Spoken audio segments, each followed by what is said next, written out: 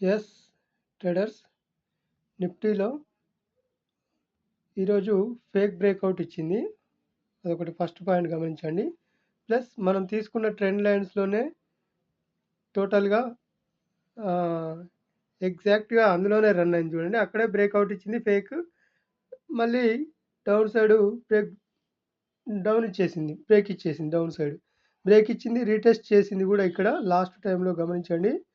Three three త్రీకి త్రీకి retest ఇచ్చింది, కిందికి వచ్చేసింది. ఓకే, రేపు ఏం జరగబోతుందో ఒకసారి చూడండి. రేపు దాదాపుగా ఓపెన్ అయితే ఈక్వల్గా ఓపెన్ అయ్యి టోటల్గా కిందికి రావాలి. లేదు అంటే గ్యాప్ అప్ ఓపెన్ కావాలి. ఈరోజు మార్కెట్ పైన గ్యాప్ అప్ ఓపెన్ కావాలి నియర్ బై 26,300 దగ్గర.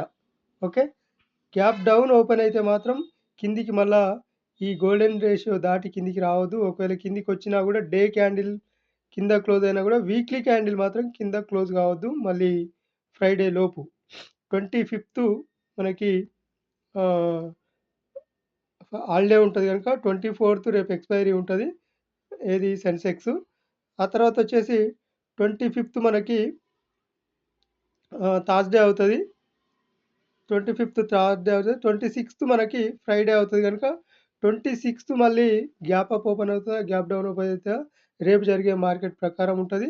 రేపు ఒకవేళ ఈక్వల్గా ఓపెన్ అయినా గ్యాప్ అప్ ఓపెన్ అయినా కిందికి రావాలి. రేపు కొంచెం కిందికి వచ్చినా కూడా ఆ తర్వాత ఫ్రైడే ఇంకా గ్యాప్ డౌన్ ఓపెన్ కావాలి కింద. ఒకవేళ గ్యాప్ డౌన్ రేపే ఓపెన్ అయితే మాత్రం మళ్ళీ రివర్స్గా ఆలోచించాలి. అది ఒకసారి గమనించండి. అయితే ఈరోజు ఓపెనింగ్ పాయింట్ ఈ ట్రెండ్ లైన్స్ ప్రకారం ఒకసారి చూడండి. మనం నిన్న తీసుకున్న ట్రెండ్ లైన్స్ ప్రకారం ఏదైతే ట్రెండ్ లైన్ తీసుకున్నామో ట్రెండ్ లైన్ పైన ఓపెన్ అయింది.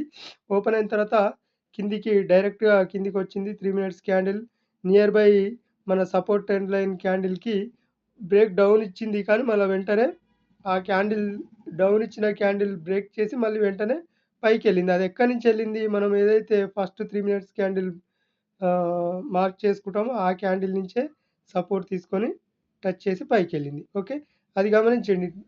అయితే అది గమనించిన తర్వాత మనకి ఎక్కడ ఈరోజు ఎంట్రీ ఎట్లా వచ్చిందనేది ఒకసారి చూద్దాం. 3 minutesలో మనకు ఫస్ట్ బ్రేక్ ఎక్కడ అయింది ఇక్కడ మార్కెట్లో. ఫస్ట్ 3 minutes బ్రేక్ ఎక్కడ అయింది అంటే ఇక్కడ బ్రేక్ అయింది. ఈ క్యాండిల్ 9:36 బ్రేక్ అయింది. బ్రేక్ అయిన తర్వాత మనకు డౌన్ అలాగే వెళ్ళలే కదా, మళ్ళీ మనకి ఇక్కడ ఎంట్రీ రాలే. ఒక గ్రీన్ క్యాండిల్ కింద మనకి రెడ్ క్యాండిల్ పడి ఉంటే అప్పుడు మనకి ఎంట్రీ డౌన్ సైడ్ వచ్చేది. కానీ టోటల్గా రివర్స్ అయిపోయి టోటల్గా పైకి వెళ్ళిపోయింది. పైకి వెళ్ళిన తర్వాత ఇక్కడ మనకి ఈ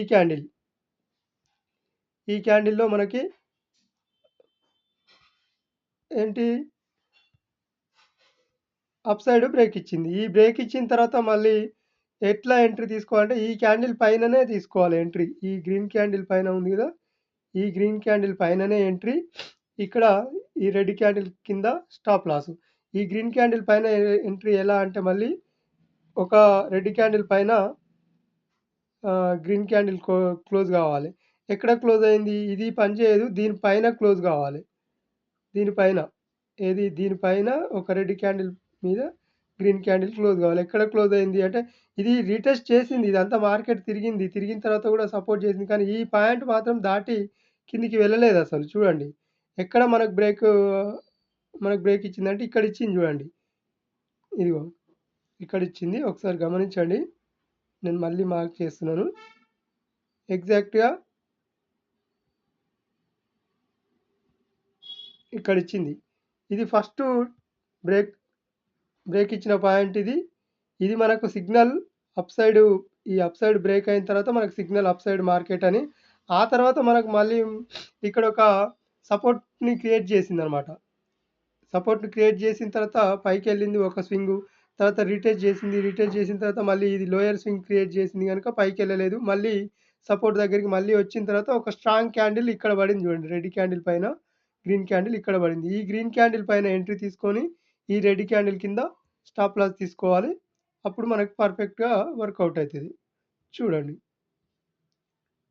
ఇదే ఫార్మాట్ మీరు ఎవ్రీడే యూజ్ చేస్తే మంచి పాయింట్స్ ఎర్న్ చేయొచ్చు. ఇది టార్గెట్ ఎంతవరకు అంటే ఫస్ట్ ఈ టార్గెటే అవుతది. ఈరోజు హై ఉంది గదా! ఈ హై వరకే మన టార్గెట్. 26 పాయింట్ కానీ బ్రేక్ ఇచ్చింది. బ్రేక్ ఇచ్చినట్టే ఇచ్చింది గానీ మళ్ళీ డౌన్ సైడ్ వచ్చింది. ఈ బ్రేక్‌ని చూసి చాలామంది ఇక్కడ ఎంటర్ అయ్యే వాళ్ళుంటారు. ఎంటర్ అయితే బ్రేకౌట్ అయింది గదా! బ్రేకౌట్ తర్వాత పైకెళ్ళిపోతుందేమో అనుకుంటారు కానీ స్టాప్ లాస్ చాలా పెద్దగా అయిపోతది. ప్లస్ హ్యూజ్ పాయింట్స్ ఇక్కడ కిందికొచ్చేస్తదనమాట. ఎందుకంటే ఎక్స్‌పైరీ గనుక ఇక్కడ ఇక్కడ కొద్దిగానే కనిపిస్తది మనకి. ఆహ్, ఇదేంటి ప్రీమియంలో చూసుకుంటే ఎక్కువ పాయింట్స్ వచ్చేసాయి. అందుకే స్పీడ్‌గా కిందికొచ్చేసింది వెంటనే. ఇది మళ్ళీ ఎంట్రీ వేరే రకం. ఈ లోపలికొచ్చిన తర్వాత ఒక గ్రీన్ క్యాండిల్ కింద ఎప్పుడైతే బ్రేక్ అయిందో ఇక్కడ ఎంట్రీ తీసుకోవచ్చు. అందుకే మళ్ళీ రీటెస్ట్ జేయడానికెళ్ళింది. ఇక్కడ ఎంట్రీ అన్నమాట యాక్చువల్‌గా. రేపు ఒకవేళ గ్యాప్ డౌన్ అయితదేమోనని అందుకే అంటున్నాను. ఒకసారి గమనించండి. ఈరోజు వచ్చిన పాయింట్స్ ఎన్ని టోటల్‌గా ఓన్లీ 40 పాయింట్స్ మాత్రమే మనకు ఎర్నింగ్ పాయింట్స్ అన్నమాట. అది గమనించండి. రేపు ట్రెండ్ లైన్స్ ఏ విధంగా తీసుకోవాలో ఒకసారి చూద్దాం. మనం తీసుకున్న ట్రెండ్ లైన్‌కి బ్రేక్ డౌన్ అయిపోయింది గనుక, రీటెస్ట్ చేసింది గనుక ఈ ట్రెండ్ లైన్ ఇలాగే ఉంచుదాం. ఈ ట్రెండ్ లైన్ తీసేసి రేపటి ట్రెండ్ లైన్ కోసం ఒకసారి చూడండి. డౌన్ సైడే ఉంది గానీ, అప్ సైడ్ లేదు. క్లియర్‌గా అర్థమవుతది మీకు గూడా.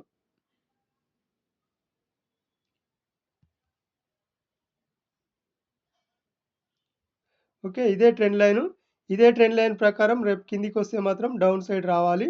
ఈ నిన్నటి ఇది ఉంది గదా! ఈ మండే 3 మినిట్స్ దాటి కిందికొస్తే మళ్ళీ ఇక్కడ రీటెస్ట్ చేయాల్సిన అవసరం ఉంటది. లేదు అంటే డౌన్ వస్తే మాత్రం మళ్ళీ ఇక్కడికొచ్చి రావాలి. కానీ వీక్లీ క్యాండిల్ మాత్రం దీని కింద క్లోజ్ గావద్దు. అది గుర్తుంచుకోండి. ఓకే. Thank you.